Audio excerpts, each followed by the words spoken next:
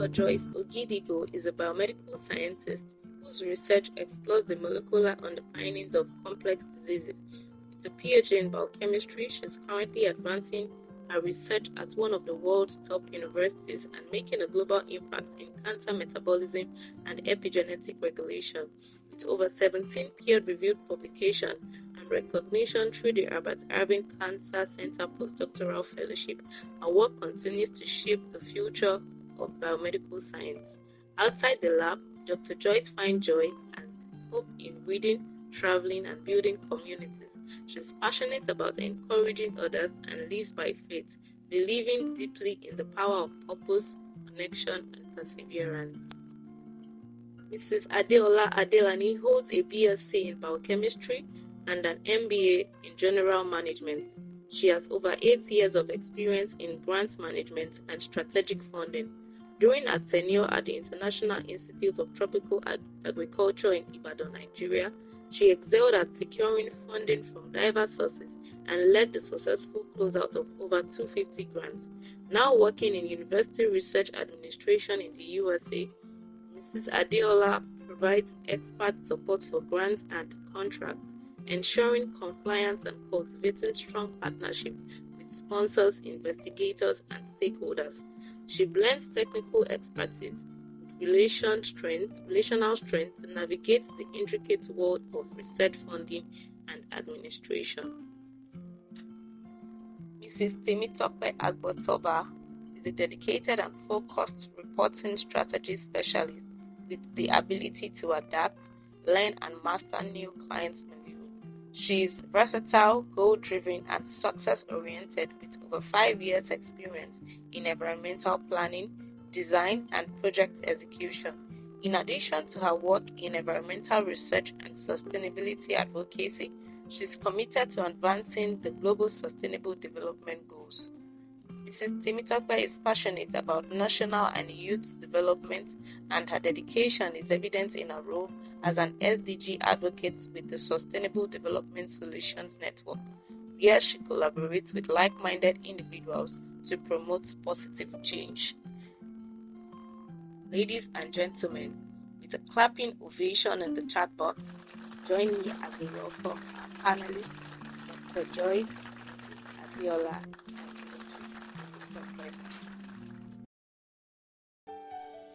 Dr. Tolulope Olawale is a biomedical scientist by training, a coach by calling, and a mentor by grace. With a PhD in biochemistry and over a decade of academic and translational research experience, she has walked the long road of academia, contributing to high-impact public health studies in Nigeria and abroad. Outside of science, Dr. Tolulope has set a heart for mentorship, which brought her to Inspire Great Academy. Her desire to see others succeed makes her an inspiring guide for those seeking to unlock their potential and live purposefully in multiple areas of life without compromising on what truly matters. Ladies and gentlemen, with all your welcome emojis, join me as we welcome our moderator, Dr. Tolulope. Thank you so much. Good evening once again, everybody, and it is great to have you here with these powerful panelists seated right here. Ms. Temitope, I don't know if your video is going to be coming on so that I can spotlight you for everyone to see your beautiful face. But welcome again to this powerful panel session that is titled More Than a Job. Okay. Thank you, Ms. Temitope. More Than a Job, Navigating Career Paths in Life. Yes, we're about to have a very rich full meal, and I want you to know that we've been stirred up by our keynote speaker. The house has been blowing. It's now time for us to like dig much more deeper and take time to be able to hear about stories, personal stories, the things that have worked, the strategies that actually make all of this growth very real. So I wanted to meet our incredible panelists. These are people that are trailblazers in their career path. I'm telling you guys, yesterday was a panel of kingmakers. This is a panel of trailblazers. So, just as we usually do it, I'm just going to tell you, let's try to keep our answers brief and concise so that we can have enough time to go around the room. And if you have any question for any of our panelists, this will be the time for you to put it in the chat box. Somebody will be monitoring it, and then we're going to be able to pass it on to them. So I'm just going to hand over and let them go around, introduce themselves briefly, and tell us what they currently do. And anybody's free to go first. Okay, good evening, everyone. I'll just go first. Thank you very much for the introduction. I would say that I am very excited to be here. And I would say again that you said it all, when you were reading the bio and everything. But then I would just shed a little bit of light into what I do. I'm a sustainability advocate, and what we do basically is we educate young adults, basically, because we believe that sustainability is not gender specific, it's not status specific, it is not age specific. I believe that building people from a very young age makes sustainability to be a well-rounded theory or implementation, as the case may be. So what we do is we educate young adults on what sustainability is, and also to launch them into becoming the next generation of sustainability leaders. So yeah, my name again is Temitope Agbotoba, and I'm so excited to be here. Thank you. It's great to have you, Ms. Temitope.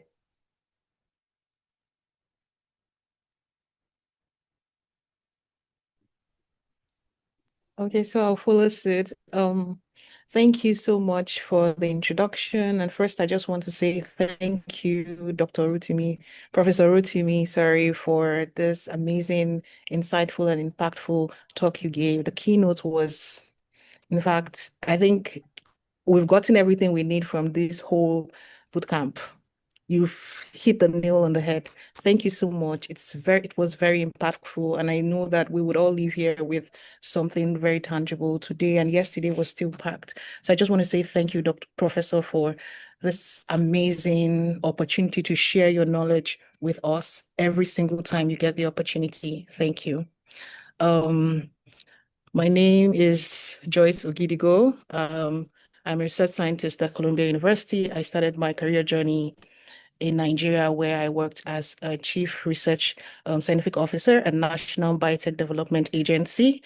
I have been doing research for over 8 to 10 years right now, and I'm currently leading a cancer metabolism research at Columbia.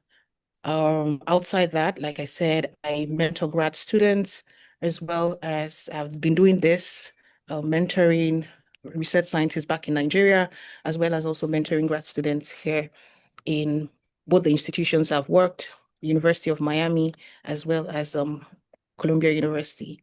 Right now, I'm extending towards K-12 students, which are high school students, or you could say secondary school students in Nigeria. So basically, I mentor them on making decisions in their career path and guiding them through choosing the next phase of their career. So basically, that's what I currently do. Nice. Thank you, Dr. Joyce. Okay, I'm Adeola Adelani. Thanks so much, Professor Rotimi, for that insightful session with you. It's always a privilege to draw strength from your well of knowledge. Yes. So I'm Adeola by name, and I'm a research administrator. I basically handle the non-scientific aspect of research, and which involves source for funding opportunities, grant management, contracting, sub-awards, and basically ensuring compliance with sponsor requirements, and more budgeting, financing, reporting, and stakeholder engagement with different sponsors. You can name it, federal, states, and all. And I started my career in 2014 as a volunteer in RITA, Ibadan. And God has been faithful, progression and the likes, and we are here. And now into research administration within the university system, which is a bit different from non-profit environment. And it has really been a learning curve and the likes. So that's a brief about me. Thank you. Thank you so much, Mrs. Adeola. Yeah, I already dropped in the chat box. They are permitted to view you wherever they see you. Thank you. Professor Rotimi, you want a briefer one? Oh, the one briefer than the one they said before? Okay. I think it's about life and career, right? Yes, sir. So I'm a husband. And I have 2 boys that keep the home very active. Those are the things that I think take most of my time now. But the little time I have, I teach, at the university. I do research. I interface with government, part of government agency in a way. I'm a co-founder of a startup, Dysplasia, which is registered in the UK. I have a whole lot of other things that I do. Yeah, I mean, I like watching comedy. I like sleeping. I like just playing around. Yeah, that's what I do. Thank you so much, Professor Solomon. Like you guys already heard, Prof said, have fun. If there's one person that actually always has fun, it's Prof. You go to his office, you see him watching comedy. I'm like, sir, how do you get to do all these other things that you do? And it just makes it sound so easy. And so I guess like now we know that it's because of these 3-part plan, right? Just design the 3-part plan, and probably you also have some time to watch comedies like Prof. But again, welcome all our panelists. We're so excited to have you. Yes, absolutely. So we're just going to start right from the beginning. Like Prof already made mention of some things I'm going to like build upon. And my first question to this amazing panel is like, guys, did you actually always know what you wanted to do with your career and your life? Like, because Prof said something about since 200 level. I'm like, okay, 200 level, what was I doing? Let me not tell you guys what I was doing in 200 level, but like, was that your story, or was yours a little bit different? Did you actually like have anything? Were you so sure, like this is what I wanted to do, just like Prof said? And was what your career dream or your dream job or everything look like then? Is that what it is currently? Would like to know, was there any difference? And if there was any difference, like, were there detours, were there defining moments? Was there anything that actually like aligned and pushed you into what you're doing right now? Feel free. Yeah, to take turns. Okay, let me go first. Basically, I would say I'm like Prof who knew what he wanted to do from 200 level.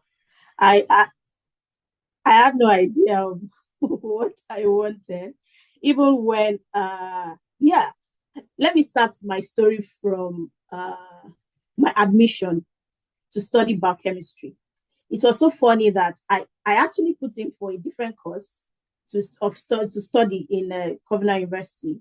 However, we got to notice that the number they wanted to admit that year was already filled, and we were on waiting list. Basically, I was at home in my mom's shop when we got a call from CU through my dad, and they gave us 3 options. They said we should choose from biochemistry, industrial physics, or industrial chemistry. I didn't know what biochemistry was, but I chose biochemistry because I've always loved biochemistry. So it was when I got into school that I was like, wow, this is what biochemistry really is. But I'd already gotten the admission, so we started. But I graduated, went for youth service. After youth service, I was still confused because my plan was I was saving my alawi. My plan was like, okay, let me put up something in front of my mom's shop. Maybe what was in my mind was to start selling ladies' attachments, sincerely. Like, okay, at least from there, I will have my bearing. But luckily, I was just on Facebook and I remember that one of my aunties worked in IIT. So I just spoke with her and she was like, okay, she will help me speak with someone. And the person was like, oh, she can come. She did this.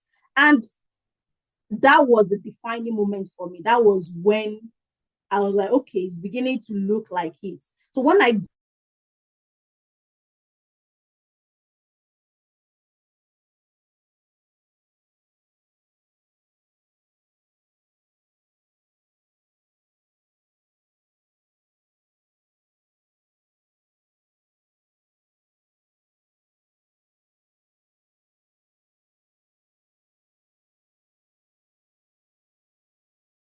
now advise that just go. Don't worry, don't look at the fact that you're not being paid, just go. So, and I would say, okay, having that community, having someone that could speak to you, that could encourage you. You know, I was a bit down. I'm like, no, I want to earn salary. But it was like, no, it's not about the salary, but just go and gather the experience. You know, I was there, I was learning, it was a great learning curve, getting exposed to different uh experimental procedures, you know, machines, equipments, and the like. You know, it was really, and that was when I had this shift, and that was when the opportunity to even leave the lab came, and I entered into research administration. And coming down here, the experience of 9 years in IT really paid off today. Okay, so that's it for me. I've not always, I didn't have an idea of what I was doing, just like, thank you. Thank you for sharing. Who wants to go at the question again? I think I'll go next. So I think my case is a little bit different. I always wanted to be a scientist somehow. I wanted to be a researcher trying to discover drugs. And I think while I was still in high school, in SS1, we had this math teacher that came in and asked, what do you want to be? And everybody just rose their hands up. Then it was SS1, so we just got into science class. I want to be an engineer. I want to be an architect. I want to be a medical doctor. I want to be a pharmacist. And I was like, I want to be a researcher. And everyone just looked at me like, wow, what are you talking about? And it seemed that it was so odd. But then I didn't even know what I was talking about, actually. It's just that I knew that I wanted to find a way to research and discover the drug to cancer. What cancer, I didn't know. Whatever it was, I just knew that I wanted to work on drug discovery. I wanted to find a drug to treat cancer. I was so passionate about. But fast forward to after school, I got admission to medicine, to study medicine, and I knew that that was not what I was meant to do. In my first year, I told my parents that, oh, I can't continue in medical school. And then my brother was like 3 years ahead of me in med school, and he was really doing well. And I spoke to my brother and said, oh, see, we were both in the same school. And I was like, look, I don't enjoy this. I think I would just move to biochemistry since that was like just something. And then I dropped from med school and went to biochemistry. I just continued because it was basically the same first year. I finished my undergrad as a biochemist, and then I started thinking in terms of what would make me relevant. I started thinking, oh, I'll go for a master's and become a nutritionist, a dietitian, or do public health, because those things were the best ways to make money with a degree in biochemistry. And in my head, I'm like, it was just about the money. But then again, my dad came and said, oh, no, you have to be a professional. So you have to go back to med school, do study pharmacy. Like, see, you graduated, you have nothing to show for it. You're looking for jobs up and down. So probably if you get a professional job, you should be able to find a job. And I'm like, okay. And my brother called me and said, you mentioned you were passionate about this thing one time. And we don't all have to be doctors. You could do biochemistry, and that biochemistry could actually lead you to your research. That was the redefining moment for me. And then I proceeded for my master's. I think that journey in master's with meeting the right set of people, the right set of mentors, the likes of Professor Rotimi, and the right set of people were able to reshape everything, redefine my research career. And from that moment, it just changed. I then knew that this was the right time. And fortunately for me, after my master's, everything just started working in line. I got a job at a research institute in Nigeria, and I realized that, oh, for me to grow in this field, I need to improve myself. I need to, so everything just worked in line with what I wanted to do as a scientist. But I had those detours where at some point I wanted to be a public health scientist. I wanted to be a dietitian. I'm like, okay, I would work at one NGO and make some money, or I go to Ukraine and finally do the medicine, or it was just one thing or the other. And I didn't have a reason for doing those things aside that I would make money by being a biochemist. It was just about the money. But when I look back, I realized that the reason why I actually said I wanted to become a scientist in the first place was to be a solution provider. I wanted to find a solution to a problem. I needed to ask questions that needed a solution. So I later realized that was, where my passion lied. And from there, I found myself as a career scientist. So that has been my journey. Wow. All interesting journeys. Like, I love what Adeola and Joyce have talked about. I mean, if you guys can see that their journey has not been entirely straight, there's been detours. And I think that tells us that detours are permitted on this journey, right? I want to hear from you, Temitope and Professor Rotimi. Okay, thank you. I would say that for me, it started when I was in secondary school, I was the head girl. And this expectation that comes with being the head girl, like that means maths, chemistry, physics and all of that. But for me, it was different because I was struggling so much with chemistry and physics. But as a head girl, you can't tell people that you're struggling with that. So it was like, okay, just keep on. And then the expectation comes with, oh, you have to be a doctor, you have to be a nurse, all of this top professional courses. But I didn't want to do all of that. And so I was a bit conflicted, but then I kept going, right? So when I got into uni and we're supposed to drop our, project topics. And I'm like, what do I really want to do? Because I really do not know what I want to do.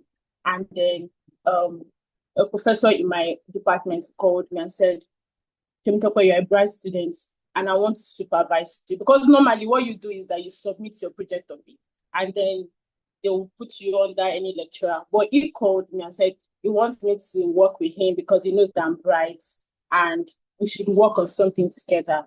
And what we worked on was close to sustainability. Basically, we managed or working on management of wetlands and how to achieve sustainability. And I'm like, wow, this is interesting. This is what I think that I might like because it has a little bit of geography and what I really want. It has a little bit of history in it. And I'm like, oh, this is nice. And then after my project, I just decided and I'm like, oh, this is what I think I really want to do. I want to pursue sustainability.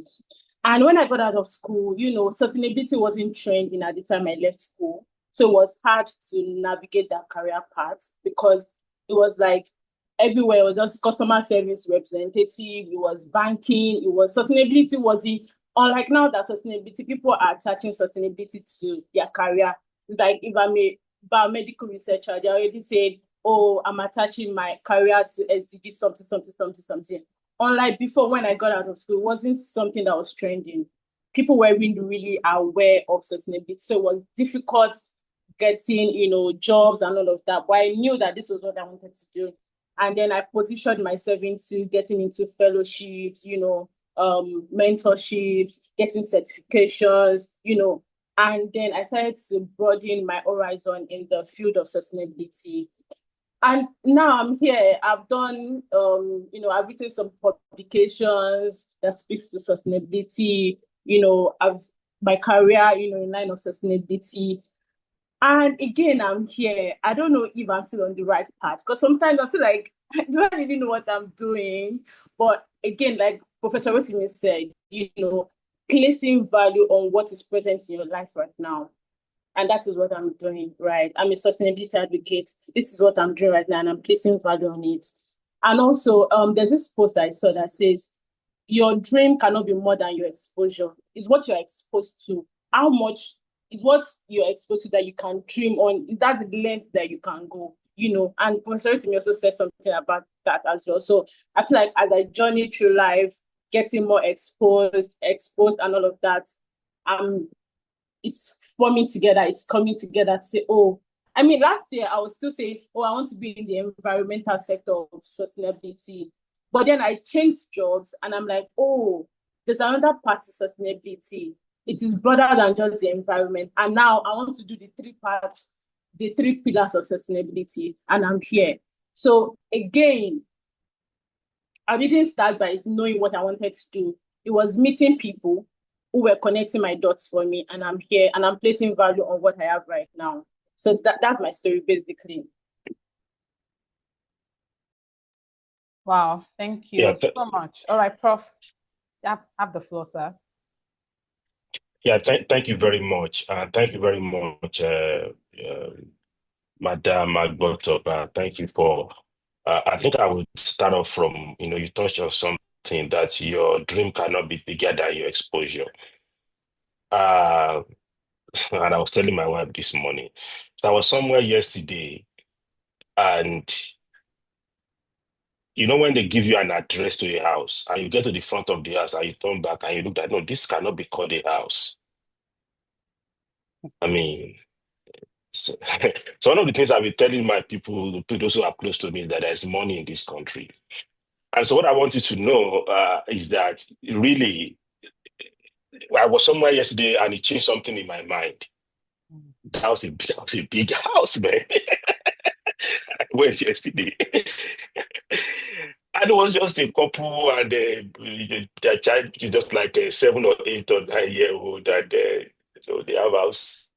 They have a house manager who, and okay, things good. Was facing the lagoon and all of that. I remember the first time I was put in a hotel in Florida facing the ocean, and I told her, I said, "Well, this is good." Okay, so I totally agree. Your dream cannot be bigger than your vision, and I touched on that. That I mean, describing trade to people who have never seen it before is very important.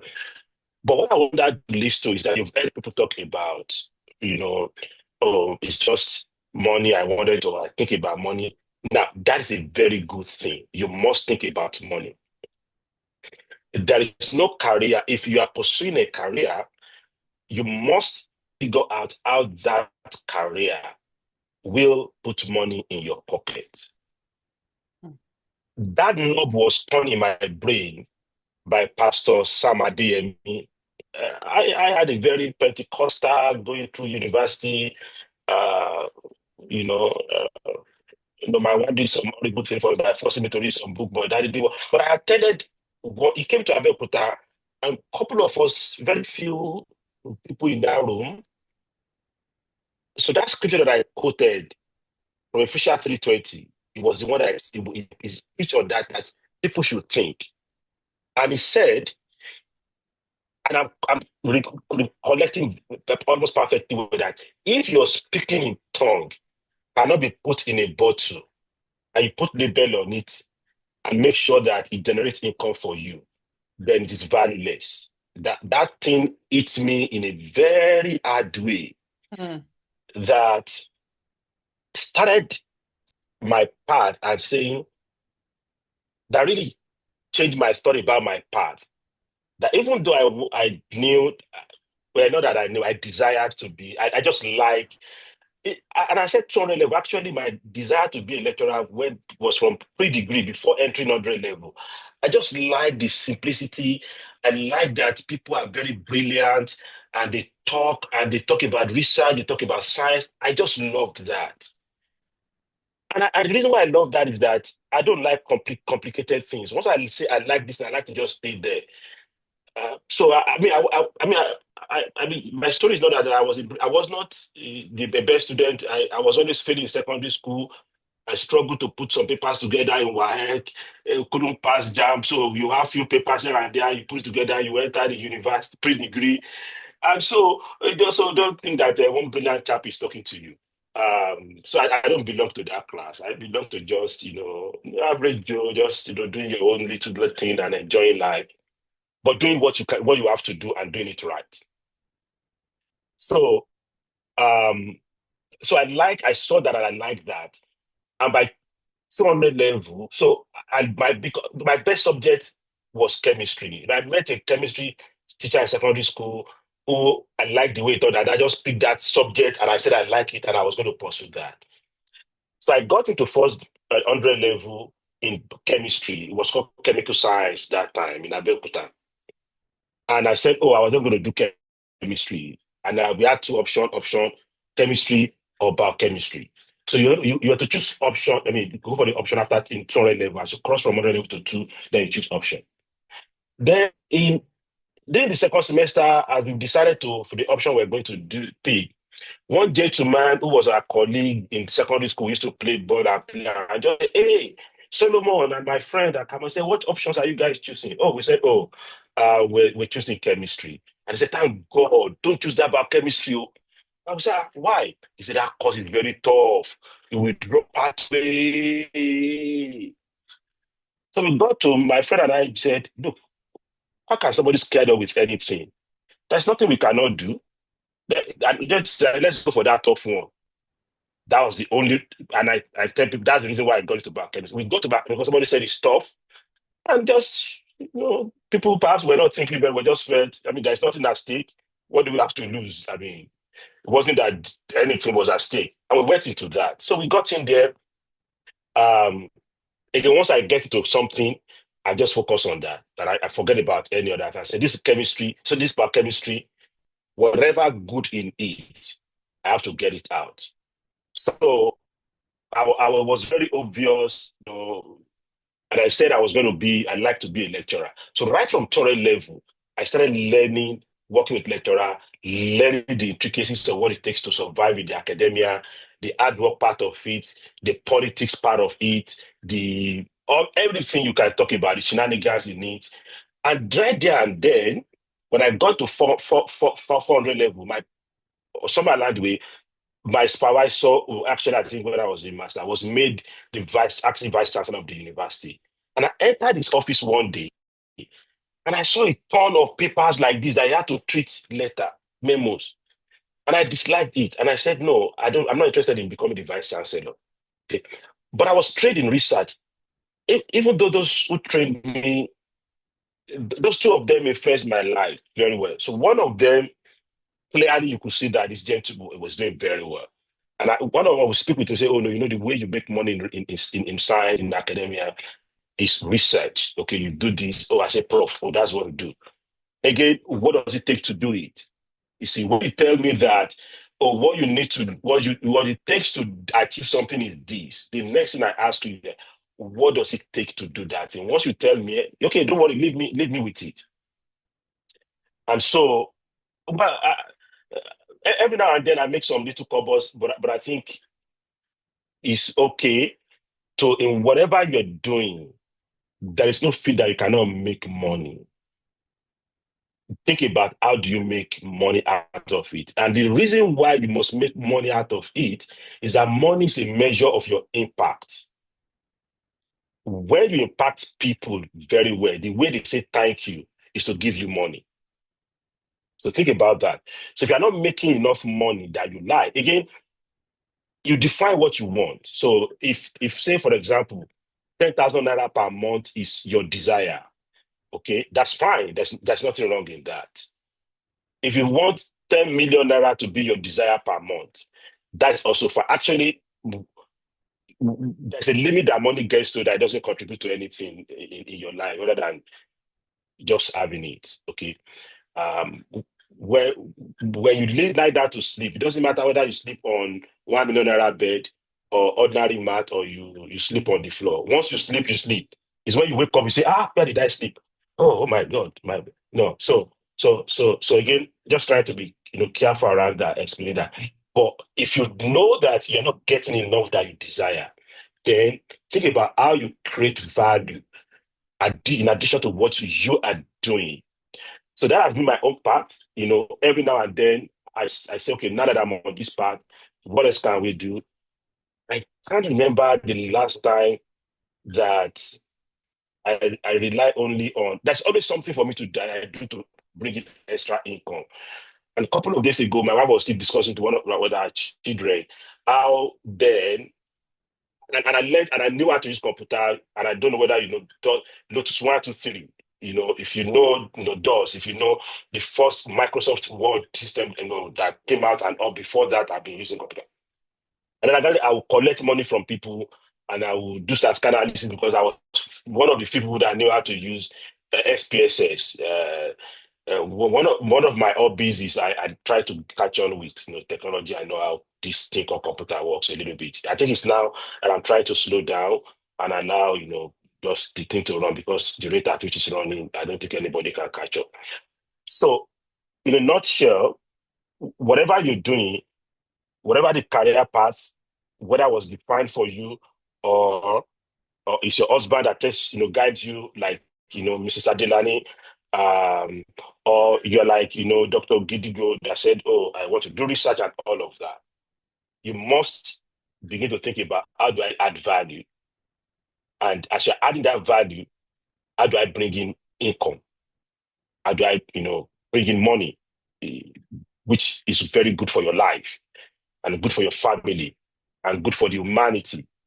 Don't just follow the status quo. That's, they say, when you're, for example, those of us who are lecturer, you're a lecturer, and then they promote me to lecturer this, they promote me to lecturer that, and then one day I become a professor, and I'll say, now I have reached the peak of my career. Somebody said that thing and got me annoyed within me. I didn't like it. And I said, no, if this is the peak, then forget about it.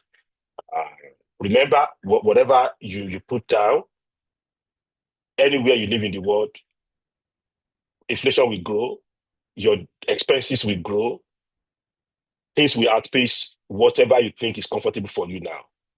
So you must begin to think about what you are doing. How does it contribute to life? How does it add value? And that value, once you add value to people's life, somehow people appreciate by saying thank you.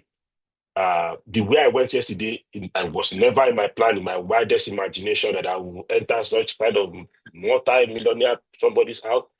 If I went, the person gave me the address, and I got to that area, it was, I thought this, but when I got again, I got. Now the reason is that I've only spoken to that person 1 or 2 times.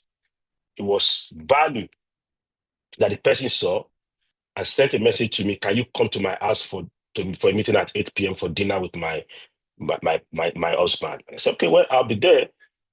And what did I go there to talk about? I went there to talk science.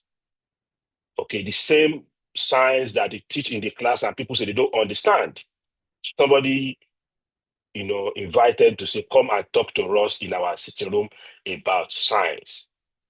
So there's nothing you are doing. Somebody is looking for, as you're talking now, people are looking for what is the best way to package pure water. If that's your thing that your calling, you'd like to do, you do it very well.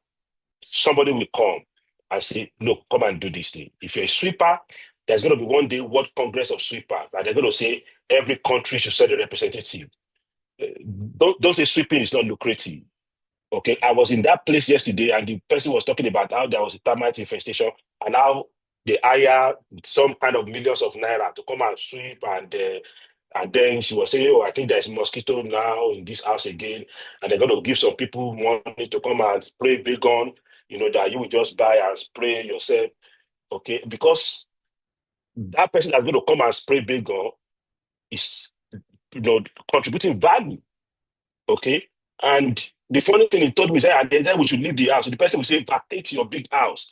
When at the end of it, the person does not even spray the big gun, I say, oh, things are done.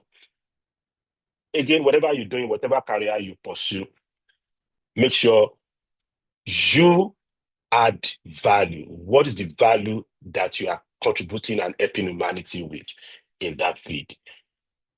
Don't settle for career ladder, please. Don't say this is the career ladder. You don't control that ladder. You don't control it.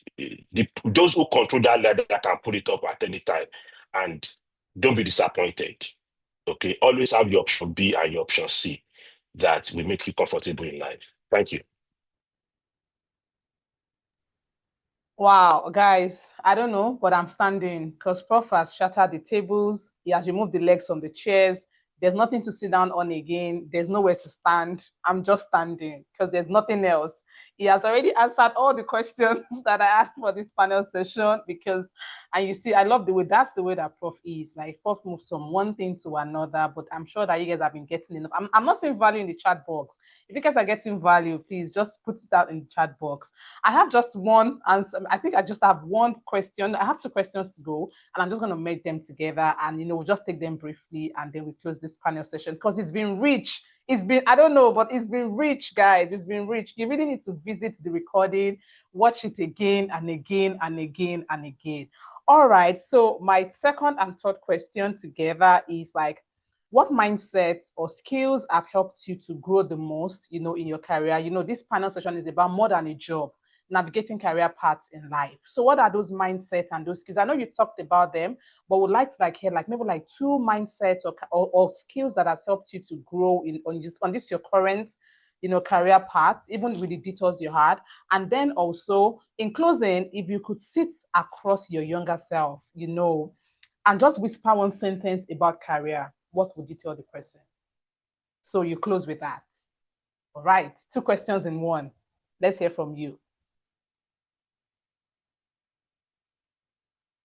Okay, so I wouldn't say skills. Maybe it can pass for skills and maybe the two together, but I'd say emotional intelligence.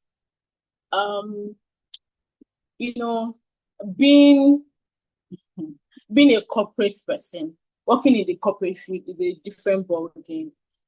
It's finding that balance between your life and your work. It's not easy to do. People just come to say, oh, work-life balance. It is not easy to do, especially in Nigeria, right? It is not an easy thing to do to balance your work life. But I think that what has helped me through my job or through my career is being able, as I'm going to work, I'm putting my sentiments, my emotions, whatever it is that I'm feeling, whatever it is that I must have felt. Maybe I woke up in the morning and I'm on my period and I'm having mood swings. I make sure to drop that at the gate of my workplace because I am hired to do something different. So it's basically hanging your emotion. Okay, you're going into work and you have to put your best foot forward. And when you're coming back again, it's really not easy to now say, oh, I don't want to take my work back home, right? But then it is important that you're saying, you know what, let me drop 90% of my work here. I'm done with work and let me face my life again. So for me, I would say emotional intelligence, being able to balance my emotion. I feel like it's one thing that is lacking in the corporate world because we are not able to balance work and life together. So I would say that has been helping me. And I wouldn't say that, oh, I figured it out or I'm like 100% there already. Nope, I'm still there. But I know that I'm getting better as the day progresses and all of that. And I think the second question is, what would I say to my younger self to define career, or what's the question? Yes, what would you say to your younger self? Yes, just about a sentence about career. A sentence about career.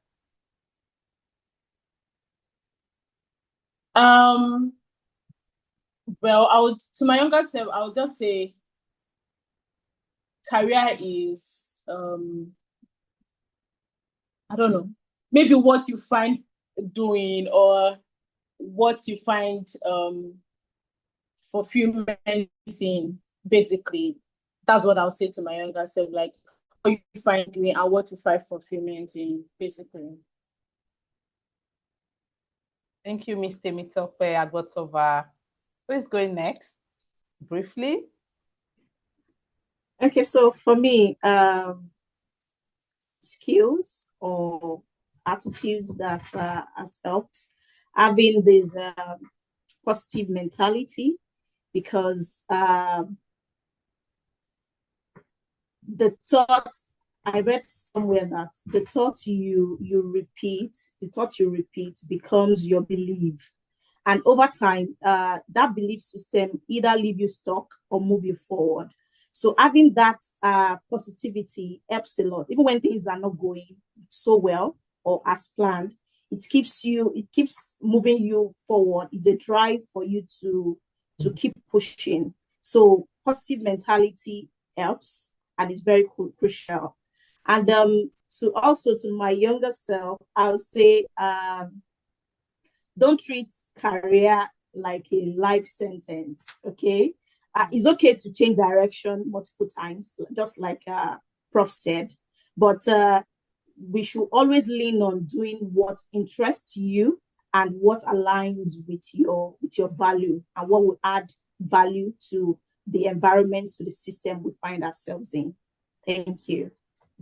Powerful. I love that. Thank you so much for sharing. Okay. So I'll go next. The question is, what mindset or skill, I think what mindset or helped me grow in my career? And I would say one mindset or skill was always be open to learning. I was always open to learning new things at every stage of my career. Whatever I needed to learn to move to the next phase, I was always open to learning new things. Like I want to learn whatever is going on in whatever area of research I want to go into. And I did not hesitate to network. I tried as much as possible to channel my energy in networking. When I first started my PhD, I looked for people who could impact my life. I looked for mentors I could rely on, and I looked at how I could get access to the place I envisioned I wanted to be. I wanted to do research in the US, and I saw that everybody was just limited to going local. But then I just applied to Alzheimer's Association because my research was on Alzheimer's, and focused on being a volunteer, focused on doing things that would give me access to the environment I wanted to be in. And I became an ambassador for the Alzheimer's Association. I became a 2-time volunteer. Like I really worked for it, but then I met a lot of people that changed the mindset of where I needed to do research. I think at one point I was like, oh, I don't mind going to, at first I reasoned I may be open to going to India or open to going to China.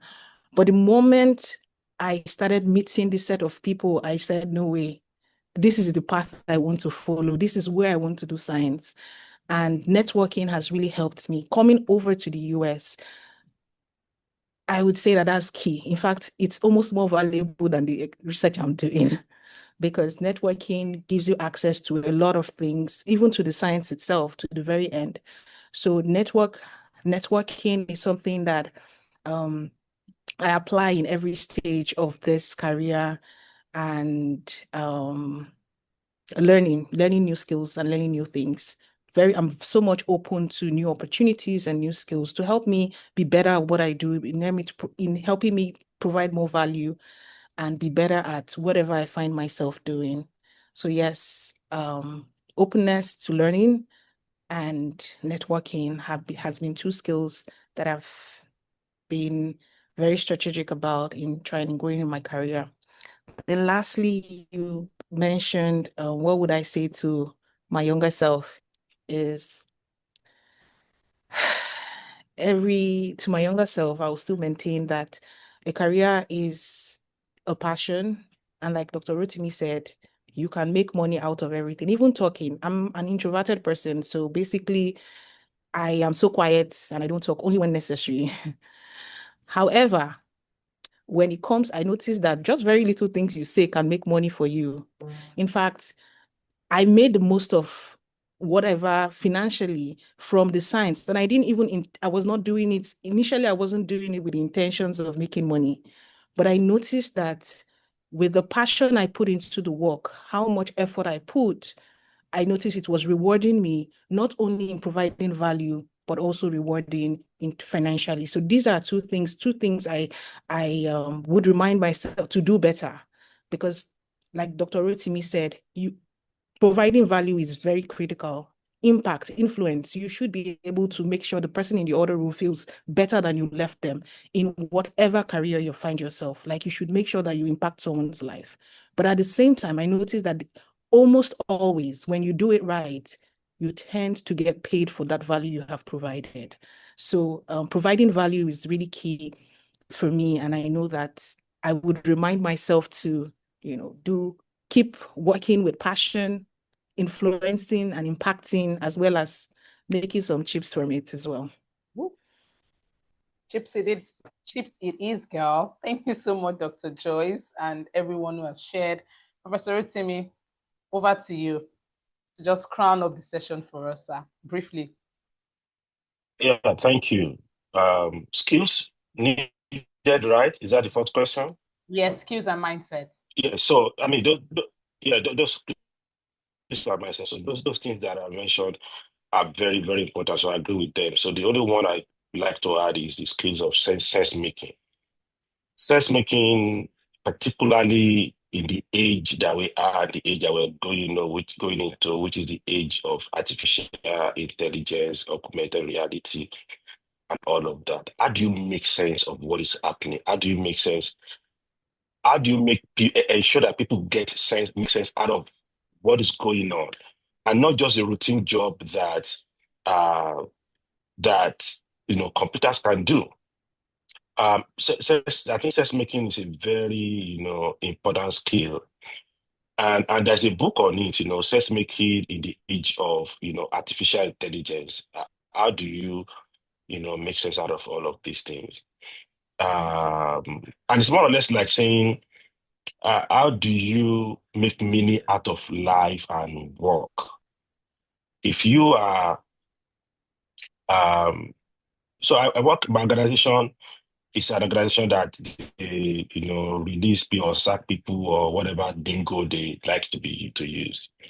One of the people that was recently released was someone who was working as what you call secretary at one office that time.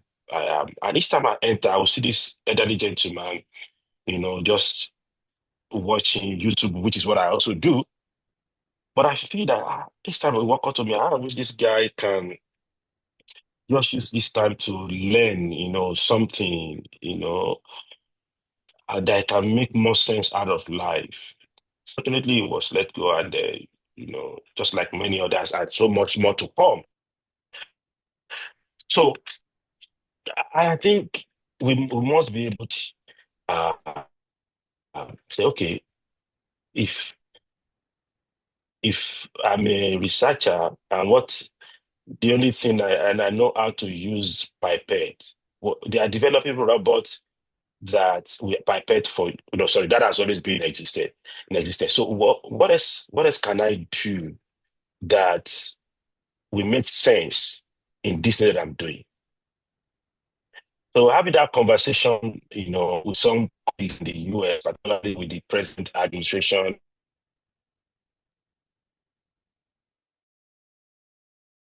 Research Institute, seems not to be good enough.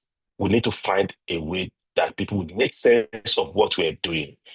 Because when you have people misinterpreting things that are just obvious, they are doing transgenic eyes and they take it as, LGBTQ. And we have the question, have we done that badly that people don't even understand us stuff? So whatever you're doing, try to make sure that it makes sense to you and to people.